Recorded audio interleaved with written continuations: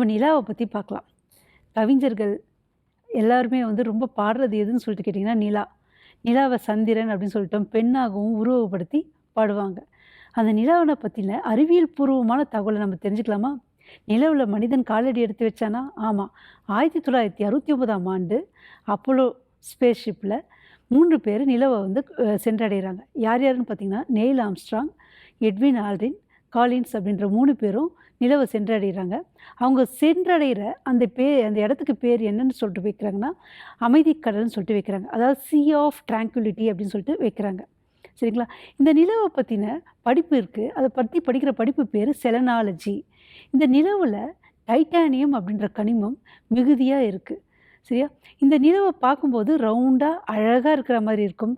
ஆனால் நிலவில் உள்ளே இறங்கி பார்த்தா தான் தெரியும், நிறைய மேடு பள்ளங்கள் இருக்கும். அது பாட்டி வந்து வடை சுடுறாங்க அப்படின்னு சொல்லிட்டு சொல்லுவாங்க. பாட்டியெல்லாம் வடை சுடலை. அதில் என்ன இருக்குன்னா நிறைய மேடு பள்ளங்கள் இருக்கும். அது பேர் என்ன சொல்லுவாங்கன்னா கிரேட்டர்ஸ்னு சொல்லுவாங்க. நிலவில் இருக்க மிகப்பெரிய கிரேட்டர்ஸ் எது அப்படின்னு சொல்லிட்டு கேட்டிங்கன்னா லீப்னிட்ஸ் கிரேட்டர்ஸ். இது நம்ம மவுண்ட் எவரெஸ்ட்டோட ரொம்ப அதிகம். 10,500 மீட்டர் இருக்கும். மவுண்ட் எவரெஸ்ட்டோட ரொம்ப பெரிய உயரமான கிரேட்டர்ஸ் தான் இது. சரிங்களா?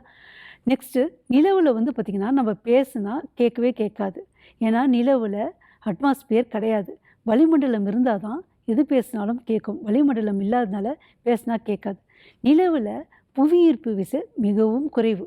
எவ்வளோ மடங்கு அப்படின்னு சொல்லி கேட்டிங்கன்னா பூமியோட 1/6 மடங்கு ரொம்ப குறைவாக இருக்கும். அதாவது பூமியில் ஒருத்தர் 120 கேஜி இருக்காங்கன்னா நிலவில் பார்த்தா அவங்களுடைய வெயிட் எவ்வளோ இருக்குன்னா வெறும் 20 கேஜி தான் இருக்கும். நிலவில் அதே மாதிரி ஏதாவது படம் வரைஞ்சி வச்சிங்கன்னா அது அழிவே அழியாது.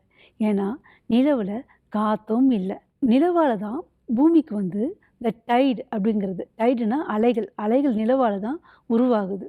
நிலவை பற்றி நம்ம நிறைய விஷயம் தெரிஞ்சுக்கிட்டோம். சரி, இப்போ நம்ம கேள்வி பகுதிக்கு போகலாமா? நிலவை பற்றி படிக்கிற படிப்பின் பெயர் என்ன? இந்த கேள்விக்கான பதிலை திரையில் தெரியக்கூடிய இந்த நம்பருக்கு உங்களுடைய நேம், உங்களுடைய ஏஜ், உங்களுடைய குவாலிஃபிகேஷன், உங்களுடைய முழு முகவரியோட வாட்ஸ்அப் செய்யுங்க. முதலில் சொல்லக்கூடிய 3 பேருக்கு விருட்சம் அகாடமியின் சார்பில் பரிசுகள் வழங்கப்படும்.